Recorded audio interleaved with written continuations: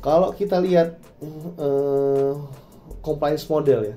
Nah, compliance model atau kepatuhan, teori kepatuhan model ya yang ada, yang dijelaskan di OECD ya, teori di tahun 2004, dia bilang adalah faktor kepatuhan wajib pajak itu dipengaruhi oleh berbagai macam faktor, yaitu industri, sosiologi, ada teknologi dan data, ada kondisi ekonomi, psikologi, dan bisnis ya.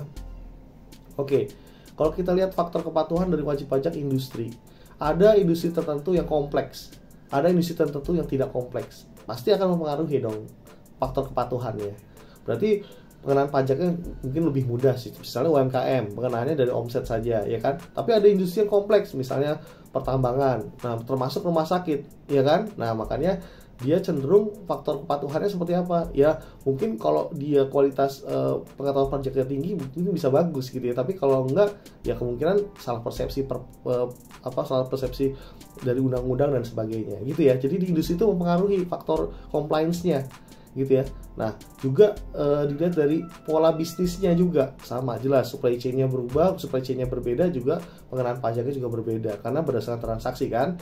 Oke, nah misalnya juga faktor sosial misalnya. Kalau kita lihat, banyak yang nggak patuh nih bayar pajak, jadi teman-teman wajib pajak lain juga ikut-ikutan gitu dan sebagainya. Jadi faktor sosiologi juga mempengaruhi gitu ya. Ini teori ya, saya ambil dari teori OECD ya. Nah faktor psikologi misalnya ada psikologi dari ini sifatnya internal ya. Jadi dia ada perilaku dua, perilaku mau patuh atau perilaku tidak mau patuh. Nah kan beda-beda ya. Kalau perilaku patuh berarti dia lebih cenderung jika ada peraturan perpajakan terbaru dia akan update, dia akan juga menyesuaikan, dia akan berusaha untuk bisa selalu terdepan gitu ya. Nah ada perilaku tidak patuh ya karena tadi rasionalisasi, misalnya wah ini sulit misalnya, atau sosial, oh yang di sana juga enggak, di sini juga enggak, masih aman-aman aja gitu. Nah tapi kan itu masalah bom waktu ya Bapak Ibu ya. Jadi misalnya 13 tahun nih berdiri tapi nggak pernah bayar pajak gitu, wah itu juga bahaya juga gitu ya. Karena kan misalnya faktor yang penting PPh badan ini dinaikin sedikit-sedikit gitu ya. Padahal nanti saya kasih tahu juga bukan begitu cara pengenaan, mentang-mentang nggak lebih nggak, yang penting jangan lebih bayar deh Pak. Kalau lebih bayar kan diperiksa karena dia pasti pemeriksaan rutin gitu. Enggak gitu. Karena pendekatannya DJP sekarang berubah Bapak Ibu. Bukan lagi pendekatan dulu. Sekarang pendekatan compliance modelnya dengan CRA model. Nanti saya bahas. Jadi artinya ketika rasio perpajakan juga nggak, misal contoh ya, di industri terkait sama misalnya, walaupun dia udah 13 tahun berdiri, dia nggak pernah rugi gitu, tapi secara setoran pajak itu nggak sesuai dengan rata-rata industri. Nah itu juga bermasalah gitu ya. Misalnya di setorannya rata-rata tuh di angka rasio 10% net profit misalnya dibanding salesnya, pembayaran pajaknya gitu ya. Tuh tiba-tiba tapi dia tuh bayarnya cuma di angka 5%, 6%, 7% gitu ya. Nah itu kalau di bawah 3% itu sangat curiga gitu ya, apalagi di bawah 5% itu sangat jauh gitu dari industri terkait. Karena dia sengaja, yang penting dia nggak lebih bayar, lebih bayar dinaikin sedikit, padahal nggak begitu caranya gitu ya.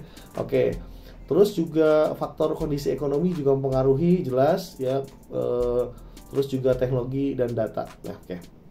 Nah kalau lihat kita compliance model, kita Bapak Ibu lihat deh, ada di tengah itu segitiga, bentuknya warna merah di bawah dan warna terang ke atas ya. Nah semakin ke atas itu sebenarnya adalah pressure-nya itu semakin tinggi ya. Jadi semakin ke bawah pressure-nya semakin rendah ya. Jadi ini tentang attitude of compliance ya, bagaimana attitude dari ketaatan perpajakan ya. Nah ketika gimana, sebelah kiri ya wajib pajak ya, ketika paling bawah ya, kita baca dari paling bawah ya, willing to do the right things, jadi dia tuh mau pajaknya benar gitu ya. Nah compliance strategi DJP gimana harusnya, berarti bikin gampang aja, make it easy, betul nggak? Betul, karena kan dia kooperatif. Nah jadi nggak usah terlalu law enforcement, makanya make it easy tuh, ketika willing, ketika dia mudah, dia mau bayar, dia mau comply dan sebagainya, itu make it easy. Jadi lebih pendekatannya ke service. Nah kalau service kan semua dilayani ya Bapak Ibu ya.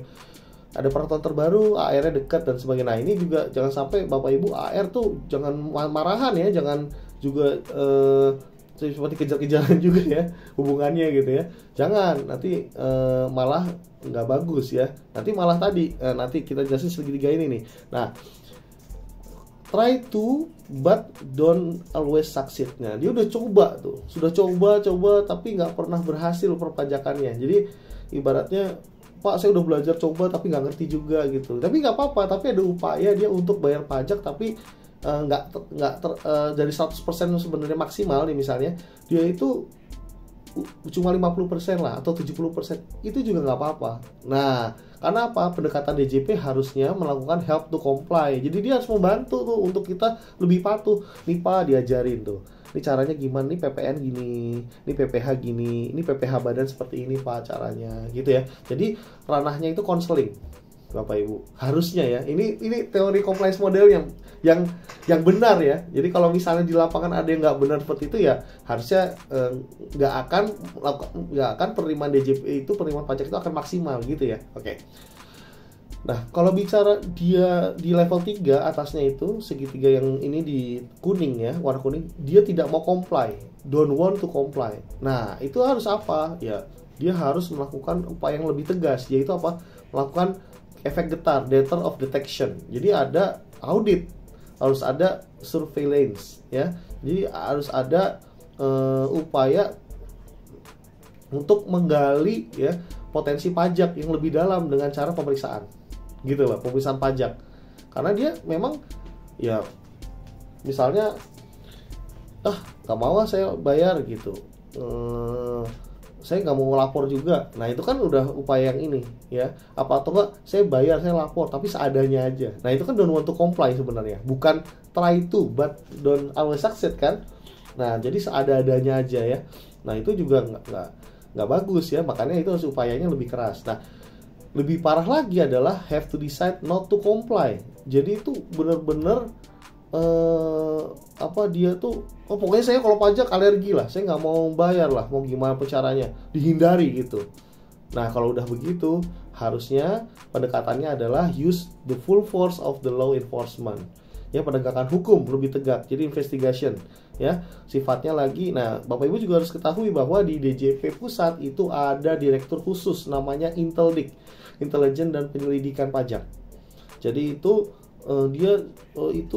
orang pinter-pinter semua di situ, lulusan ada Oxford, lulusan UK dan sebagainya. Dia itu ngeriset semua, riset data-data apakah ada indikasi. Nah, indikasi yang dilakukan oleh grup usaha misalnya ya, atau WP tertentu, industri tertentu yang beresiko tinggi gitu ya, untuk tidak comply terhadap pajak, ada itu. Dan nanti mungkin keluarannya itu adalah akhirnya, jadi SP2DK itu kan kita diterbitkan surat cinta, rekomendasinya closing ya, closing berarti dia setuju, atau ada penelitian lebih lanjut, nanti closing setuju gitu ya, atau rekomendasi pemeriksaan, verifikasi data lebih dalam, atau bukti permulaan.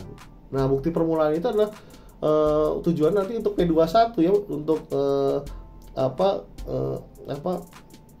tindak pidana di bidang perpajakan ya, TPJAK ya. Nah, itu nanti pasti arahnya itu ke arah penahanan ya. Nah, itu berbeda ya. Nah, oke, makanya tadi kalau di teorinya itu semakin dia tidak mau comply, makanya dia harus resiko lebih tinggi, dia harus law enforcement. Nah, kalau kita bicara SP2DK, berarti menurut Bapak Ibu ada di mana posisinya? Ayo silakan, ada yang mau ini biar kita ini ya nggak ngantuk kan siang hari ya, angkat tangan ya.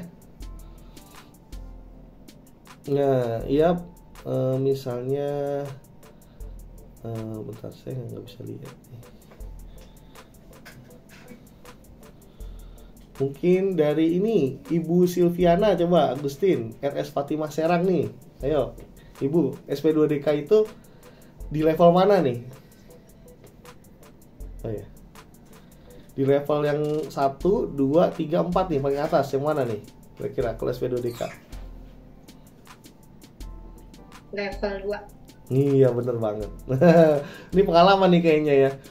Saya udah berusaha untuk comply Pak, tapi aduh masih juga salah-salah juga ya gitu, bener ya, di SP2DK. Jadi levelnya masih belum pemeriksaan ya, di bawah sini. Jadi harus ada konseling nih. Nah, jadi harus ada konseling nih di sini ya jawabannya. Oke, jadi kalau Bapak Ibu sekarang dapat SP2DK, bagaimana cara penanganannya? Konseling, fix, gitu ya.